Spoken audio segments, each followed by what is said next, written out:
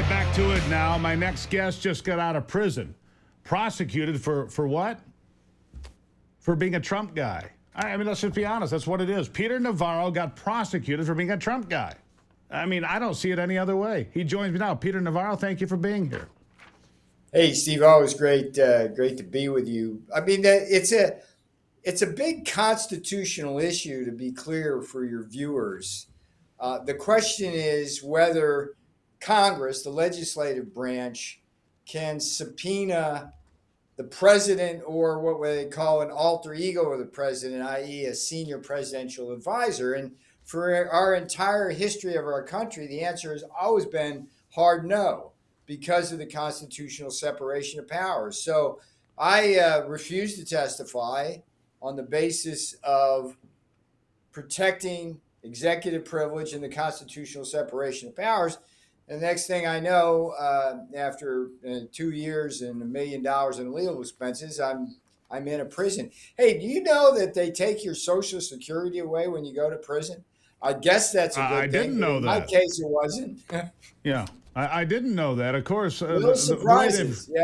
Yeah. I'd be remiss if I didn't ask you this right off the top, because it is the focus of everybody's attention right now.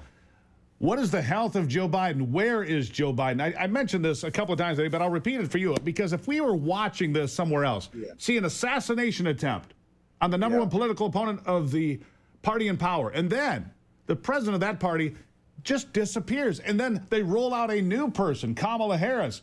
If this was happening and we were watching it, we'd be calling emergency meetings, getting the United Nations involved, but it's happening here, Peter, right in front of us, and it's dangerous, isn't it?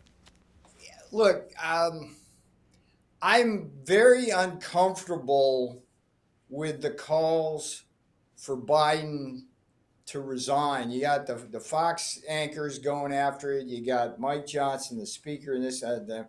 But I try to look downrange, and I'm thinking, is Kamala Harris more dangerous as a candidate as president than she is now?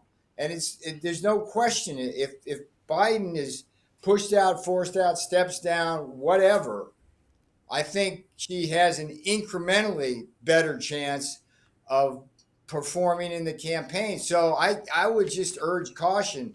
I think that one of the big mistakes that was made was to let that debate go forward before the convention, because that outed Biden. We all want Biden, but as soon as he got on the stage, it was over. So I think we need to think a little bit strategically here. But let's be clear about that, Peter. That was the plan from the Democrats to put him out there to make it so he could not continue.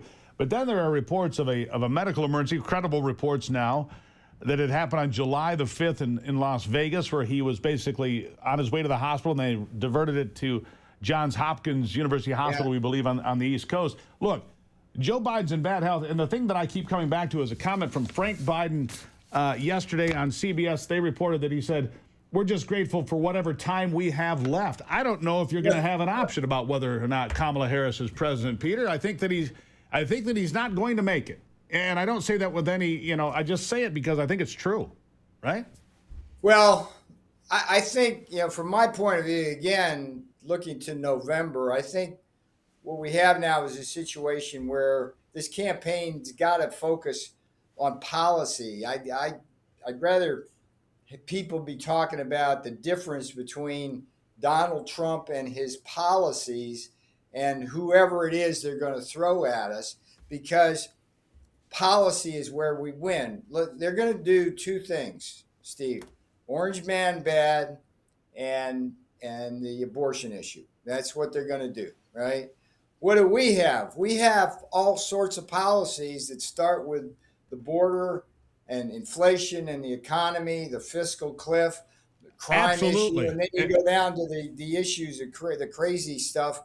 Let me focus on that for just a moment, Peter, because let's be clear about it. There are two big issues that have been coming up time and again over the last year, easily: the border and Bidenomics. Of course, they won't call it Bidenomics anymore. And Donald Trump on Saturday in Michigan, when I was there, he said, we're going to call it Maganomics, right? So he's going to change the policies of how we get there. That's fine.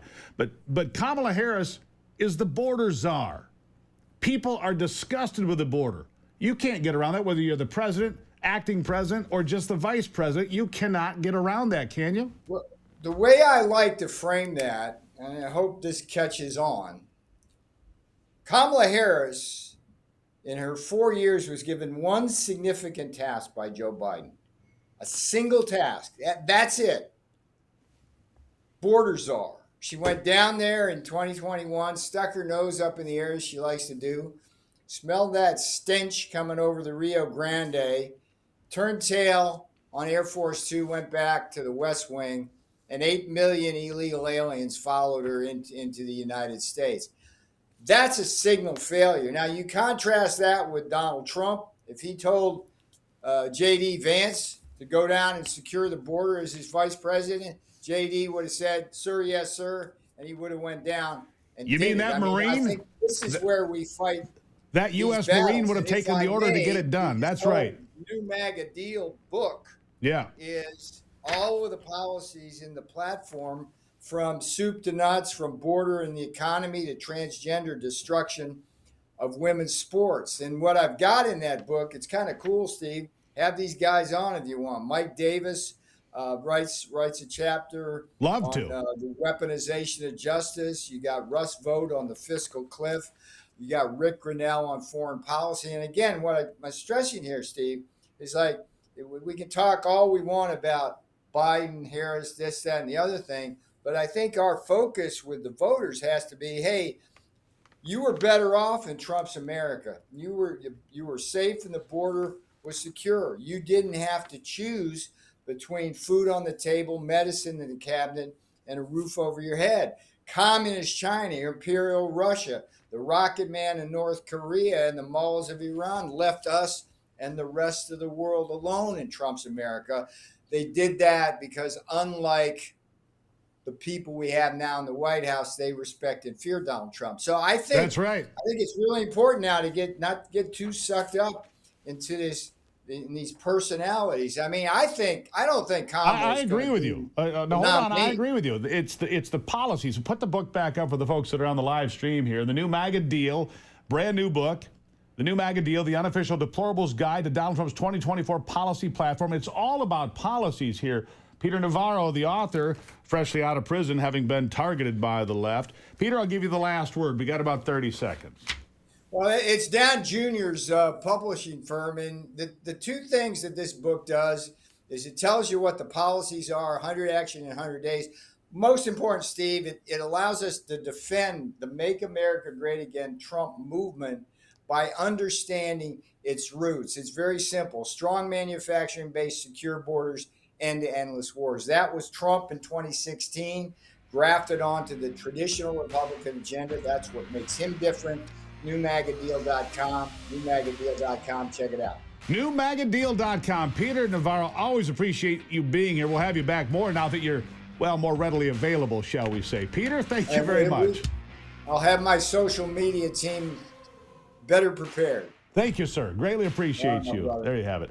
After the break, Ivy's going to weigh in on everything we've heard from Laura Loomer, Peter Navarro, everything. Big day here on the Steve Gruber Show. Make sure you follow us on X, Twitter, Facebook, True Social, Getter, all of them. I'll be right back.